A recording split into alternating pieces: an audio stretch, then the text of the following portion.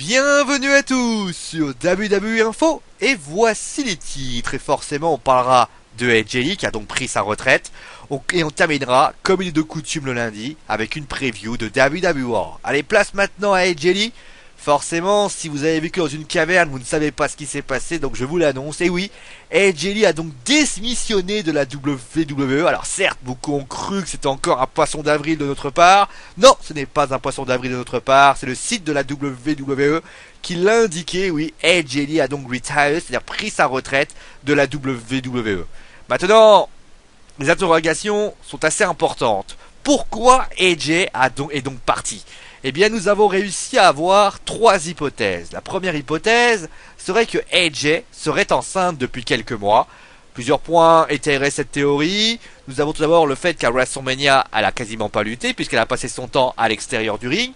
Mais également une photo de Bayley. Alors, je vous invite bien sûr à aller voir sur le compte Twitter de Bayley, où Bayley en fait touche le ventre de AJ, ce qui pourrait signifier donc que cette charmante demoiselle attendrait un heureux événement.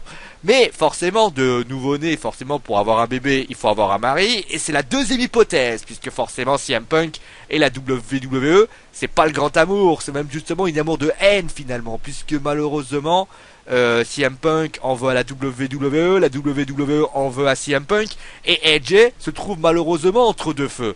Et en plus de cela, eh bien, elle doit travailler pour la compagnie, mais que son mari n'aime pas.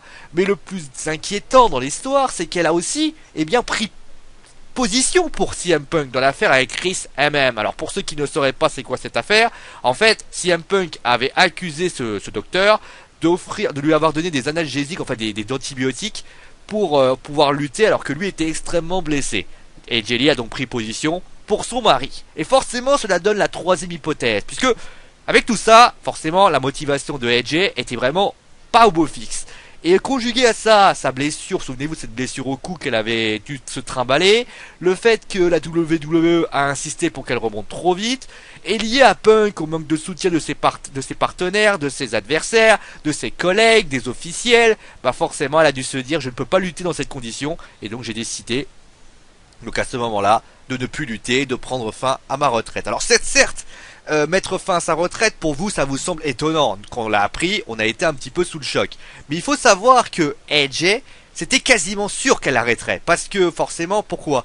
Il y a eu ce câlin, je sais pas si vous vous souvenez, ce câlin à WrestleMania entre Paige et AJ, qui signifiait en fait un passage de flambeau entre AJ et Paige. Alors il faut savoir aussi, parce que ça c'est aussi une sorte de petit message, c'est que il y a plus de 450 000 tweets sur AJ Lee qui montraient à quel point que cette affaire touchait vraiment tout l'univers de la WWE. Enfin, de toute façon, comme CM Punk, les hypothèses seront très grandes, mais l'histoire sortira sans doute, hein, bien évidemment. Maintenant, ce qu'on peut souhaiter à la petite AJ, c'est que bien sûr une bonne continuation pour ces différents projets. Allez, on termine bien sûr cette émission comme il est de coutume avec la preview de WWE. Que va-t-il se passer ce soir ? Eh bien, on va essayer un petit peu de trouver quelques petites hypothèses. Alors est-ce que John Cena, qui va affronter Rusev à Extreme Rules, eh ben va-t-il essayer de lancer sa première banderille, ou est-ce que c'est Rusev qui va attaquer ? On rappelle d'ailleurs que John Cena sera en podcast avec Chris Jericho ce soir.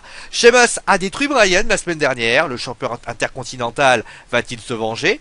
Paul Heyman va-t-il tenter de plaider la cause de Lesnar devant l'autorité ? Et enfin, Seth Rollins, sans se voir offrir Randy Orton en adversaire à Extreme Rules, eh bien, comment va réagir Roman Reigns ? C'est la grande question qu'on aura durant ce WWE Info de demain. Forcément, ce sera les résultats du show rouge. Allez, sur ce, je vous souhaite bien sûr une très bonne fin de soirée.